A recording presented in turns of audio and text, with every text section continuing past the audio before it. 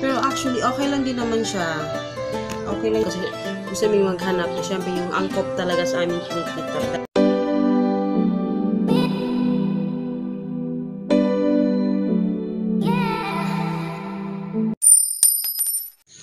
Hello guys, good morning. It's Christine and this is our family budget. So, today is ang agenda ko. Ang plus si Hagrid dito nag-study. Say hi, baby. Hi. So, nag-study siya dahil yung reward niya is mag-YouTube siya mamaya. So, yun. Tapos na akong maghugas ng plato at ngayon, labadami. Labadami. So, yun. Linisin ko muna yung kwarto. Hello guys. So, ayun. Si Hagrid na sa loob dahil very good siya. Niligpid niya yung mga toys niya. So, ngayon, yung mga pala guys, yung mga stocks. Ito kong nilagay kasi ang init doon sa labas. Kawawa naman sila. Pero, ang gagawin ko ngayon is, papa ko yung mga, ni Hagrid, snacks. Kasi nasa to-do list ko to. 2 days na nasa to-do list ko, hindi ko nagagawa. Pero, yon. Tapos, may nagsabi pala, kasi pinashare ko sa inyo na ito yung nilalagyan ko sa snacks ni Hagrid. Teka lang. So, yun nga. Ito yung ginagamit ko na para sa kanyang snacks. Para dito sa cereal. Kasi minsan ito, pinapapak niya lang to. Or minsan, pag namamelt siya, ito din yung, kung ayaw niya ng bread, ito yung inilalagay niya. So, depende sa kanya yun. Pero, kaya ito yung ginagamit ko guys dahil yun nga. Thank you sa mas maganda nga yun sa Ziploc bag. Pero yung Ziploc bag kasi na binili ko, yun yung medium. Meron akong small, medium, tsaka yung ang hinahanap ko yung snack size, yung ganyan kaliit Wala akong makita guys sa SM, Robinsons, Shopwise, ng aso. Oh my God. So, ayun, kaya wala akong makita. Kaya eto na lang. Eto yung meron ako. Pero actually, okay lang din naman siya. Okay lang din naman siya. Hindi naman siya crispy pa rin naman siya. Pero ayun, i-refill ko na to dahil hindi ko to nagagawa. Kasi nga, diba kahapon, ako sa spaghetti. Yung ang hindi ko nagawa, guys, eto. At saka sa muffin. Yun yung mga hindi ko nagawa.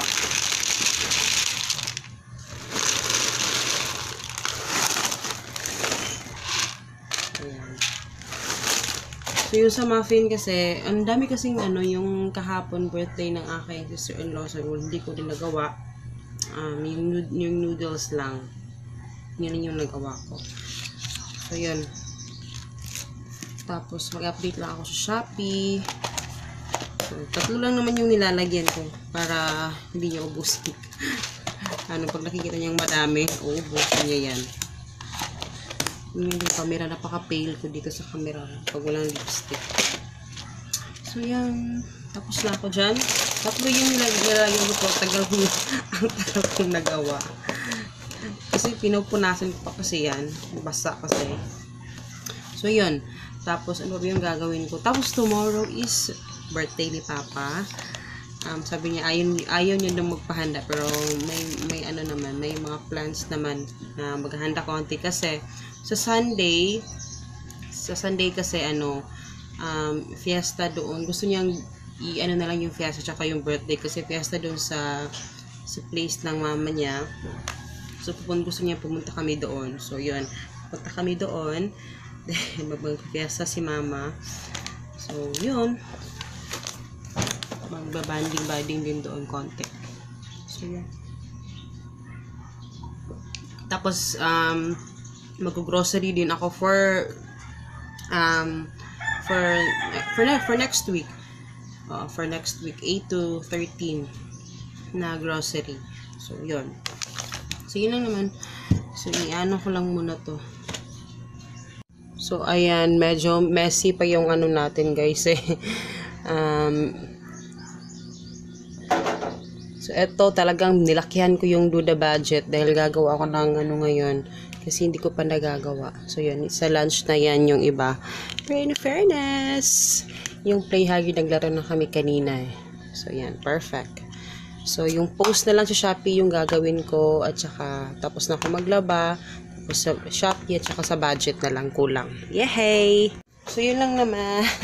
So, magpo-post lang ako, guys. At saka, i-upload ko pala itong video. Hindi ko nalagay doon sa na-erase ko kagabi. So, i-upload ko lang itong video, guys. Dahil kagabi, hindi ko natapos yung pag-edit. Kasi, inantok talaga ako. Sabi ni Papa, i-off na yung internet. Kasi, talagang, habang pa siya, tawag doon. Tapos ko siyang i-edit, pero parang pa yung process. Sabi ni Papa, kasi natulog na ako. Sabi ni Papa, okay, matulog ka na, wag mo nang pilitin. So, yun. Maaga kami natulog kagabi mga 9 p.m. So, yun. Okay, pero okay rin naman. Ang ginawa ko lang naman ngayon, yung in-edit ko is yung na lang. Yung sa intro, yun na lang. So, yun. So, thumbnail na lang yung aking gagawin. So, yun guys, i-upload ko na lang to, okay? Hello guys. So, ngayon, isisingit ko lang dito sa vlog natin yung ating Q&A.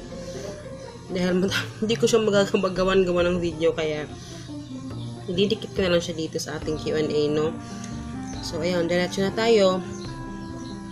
So, ito yung mga tanong ninyo. Si Cold Pride. So, yung iba medyo matagal-tagal na to, guys, kasi matagal akong hindi nakapag Q&A. Sabi niya, saan po ba mabibili ang Nivea Baby Lotion? Siguro yung ibig sabihin niya yung lotion ng anak ko. Mabibili siya, guys, sa Watsons lang. I know, meron din sa Rostans, pero bihira lang. Pero, talagang makikita mo siya sa Watsons. Hindi mo siya makakita sa ibang, sa ibang store. Doon lang talaga sa Watsons, tsaka sa, wala siya sa Robinsons. Meron sa Robinsons yung blue. Yung sa anak ko is white yun. Jane Molina, sabi niya, hi, yung lumpia po, ilang days po ba siya pwede magtagal sa freezer tanks? Actually, sa lumpia ko, pag inilagay mo siya sa freezer, kahit 1 month, pwede siya. Basta talagang talaga siya, naka-freeze. Pero syempre, pag sa baba lang, sa chiller, pag hindi siya naka-freeze, yun, medyo madali siyang masisira. Siguro mga 2 weeks, kailangan maubos yun na yan. Pero pag nasa freezer talaga, 1 to 2 months, pwede pa yun. Dito si My Life, my vlog. Sabi niya, Ma'am Christine, ask ko lang recipe ng peanut butter. Kasi parang mabanggit ko ate ito sa isang vlog ko.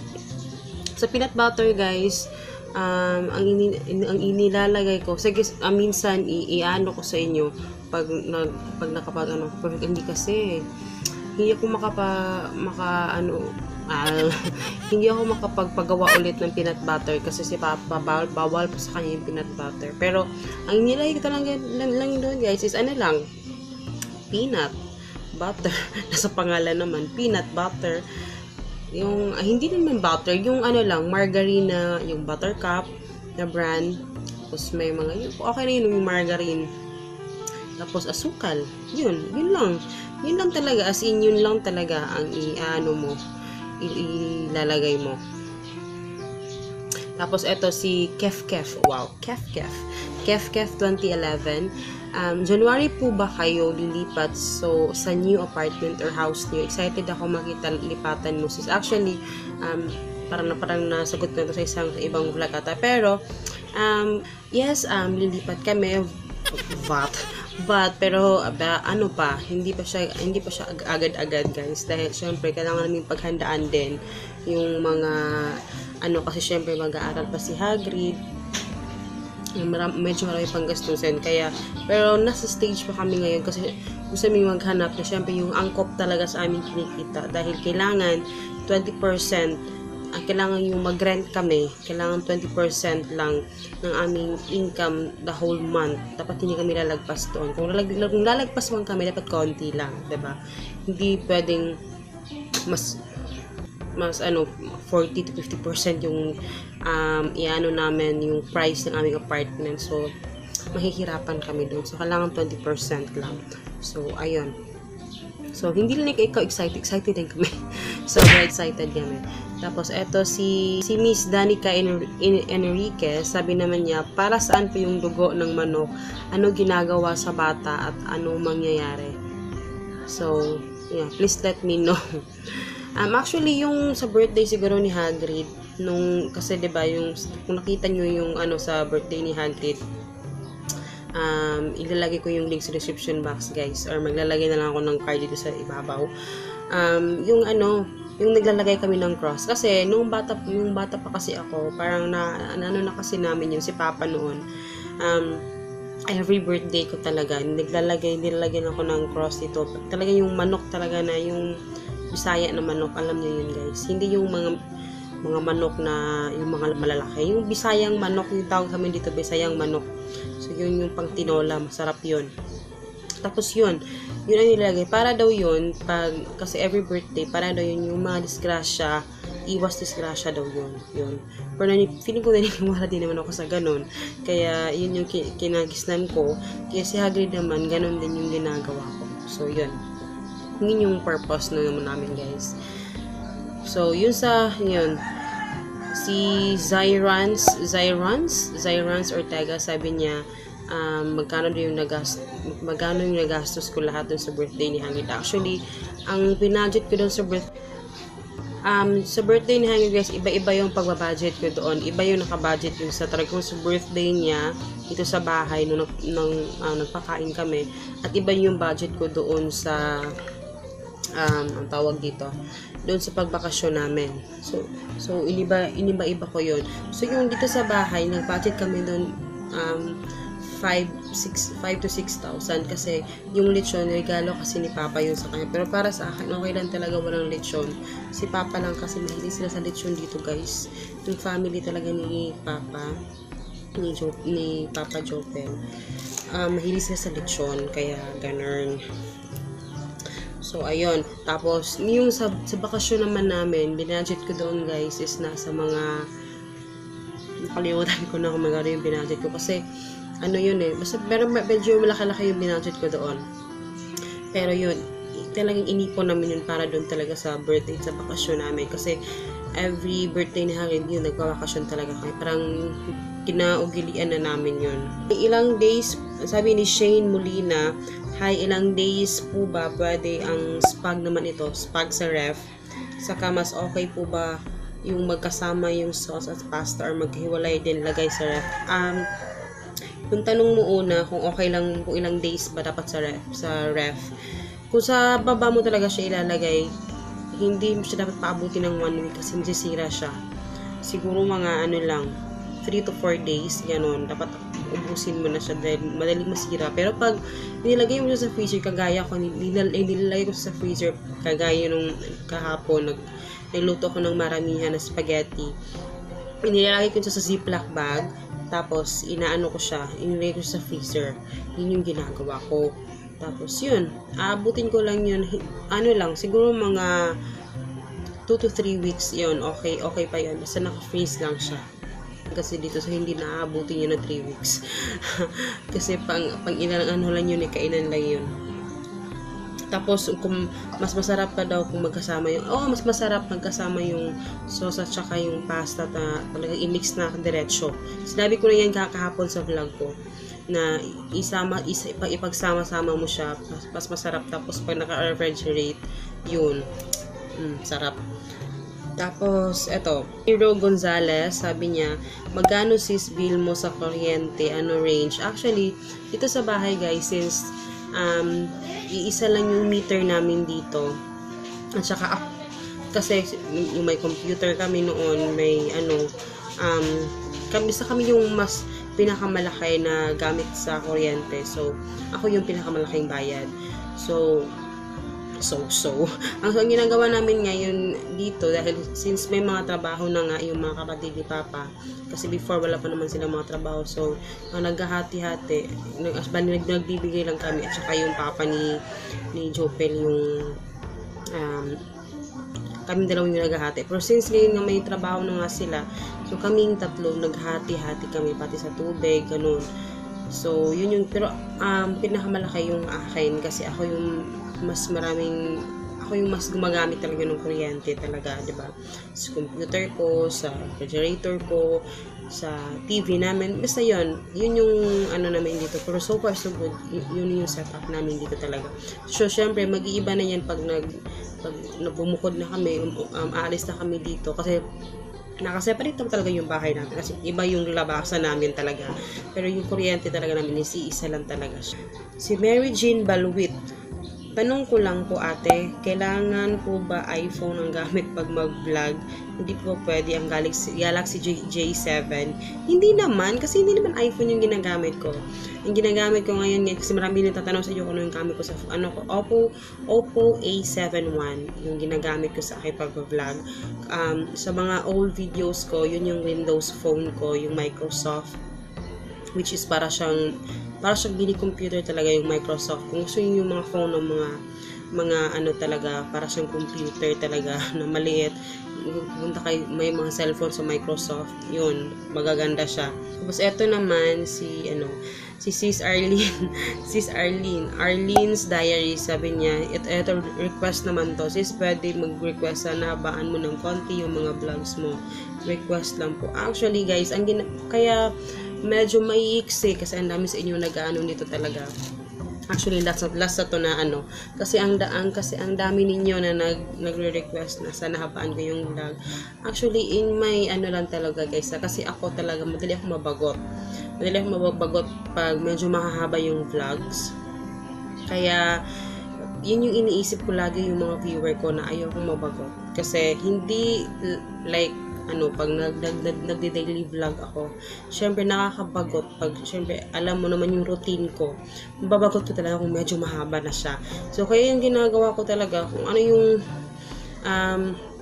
siguro yung pinakamahaba ko na vlog nasa mga 15 minutes lang at 15-16 parang ganon, pero mostly nasa mga 8, 10, 11, 12, ganun lang talaga yung haba ng vlog ko. So sinasadya ko talaga yun guys, dahil gusto ko yung medyo konti lang siya, pero hindi siya nakakabagot talaga. Kasi personally ako, ayaw ko din yung sobrang mahabang vlog kasi feeling ko nakakabagot siya. So ganun lang yung ginagawa ko guys. So sana ay maintindihan ninyo dahil iniisip ko din yung, kasi may mga viewer din tayo na parang ayaw nila siguro yung mahaba, ganun. So yun lang, share ko lang dito guys para at least diba, sabi natutulog pa kasi siya. So ayan, kaya lang siningit ko na lang yung Q&A natin dito kasi hindi ko siya magawan-gawa ng video talaga kasi so parating maingay dito. Tumatiming lang ako, buti nga ngayon medyo tahimik na, kaya yun. Tapos kumakain ako ng cake. Ito yung leftover nung birthday nung aking sister-in-law. Hanggang ngayon hindi pa nauubos. Tapos yung, pwede na ako bukas. Birthday ni Papa bukas, pero lang ako. Silent lang ako. Pero gagawan ko lang siya ng kasi plano namin bukas, hindi niya alam na, kasi yung sister ko cake sa kanila, bilhan na nila ng cake. Tapos yung akin naman, bilhan na ako ng pizza. At siguro dadagdagan ko na lang hindi na lang lechon manok kasi hindi naman siya kumakain ng manok. Na lang, yung iba na lang. Diba? So, yun. Tapos, sa 9, ang daming birthday ngayon, guys. Sobra. Sa 9, birthday naman ng mama ko. Ang daming birthday. Diyos ko, Lord. Talagang mauubusan ka talaga. Pero, yun lang, guys. So, yun lang, guys. Dito ko na lang puputulin yung ating vlog dahil medyo mahaba na, no?